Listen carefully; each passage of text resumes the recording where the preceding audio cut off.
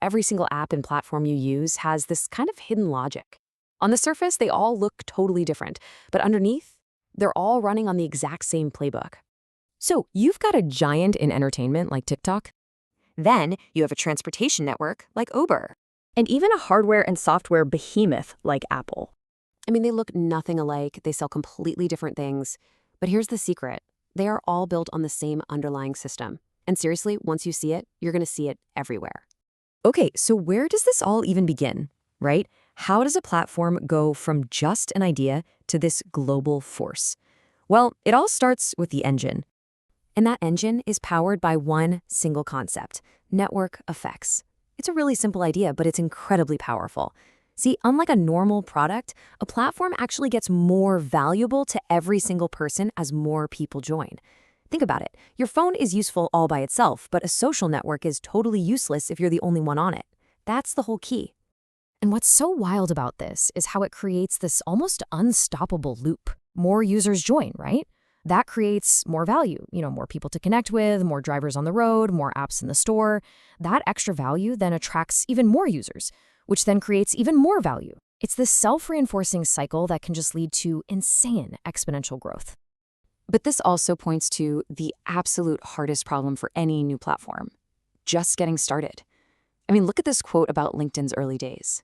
The network effect is also a classic chicken and egg problem. You need users to create value, but you need value to attract the first users. Getting over that first hump, well, that's everything.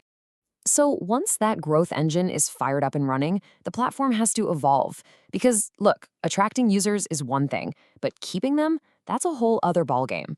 Users don't just stay because other users are there. They stay for what they can do. And this is where the smartest platforms make a big move. They open up. They stop trying to build everything themselves, and instead, they invite other people to build on top of their foundation. They bring in developers to make apps, creators to make content, businesses to sell stuff, and service providers to offer their skills. And this right here is the crucial pivot. The platform morphs from just being a product into being a stage, a marketplace, an entire economy. The platform owner, they built the theater, sure, but the value now comes from the infinite variety of plays being performed by everybody else. Okay, but with millions of users and this bustling ecosystem, the focus, well, it has to shift. A platform can't just be a public park forever. It has to become a business. It has to make the move from creating value to capturing it. Think about it this way. In the beginning, the platform's job is to be super generous. It's giving things away: free access, tools for developers, an audience, anything to get that network effect loop spinning. But once that system is humming along, the focus turns to making money. It starts taking a cut of all the value that other people are now creating on its turf. And this doesn't just happen overnight. There's a pretty clear escalation. It usually starts off gentle, with optional subscriptions like Tinder Plus. We can call that the honeymoon phase. Then it might move to advertising, which monetizes our attention. That feels like the compromise. And finally, it can evolve into straight-up transaction taxes, like Apple's infamous 30% fee on apps. That is the squeeze.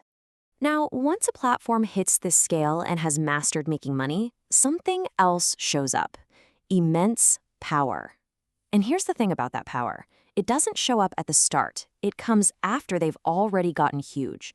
And with that power comes a set of unavoidable, baked-in conflicts. And this just nails the central paradox, doesn't it? To create all that value, a platform needs control. It needs to set the rules, make sure things are high quality, and build trust. But that exact same power to control can be used to crush competition, block new ideas, and charge punishing fees. The very thing that makes it good is also what makes it so dangerous. So, the really crucial point here is that running a platform is just a constant balancing act. Every single major decision is a trade-off. Do you push harder for growth, or do you focus on profits?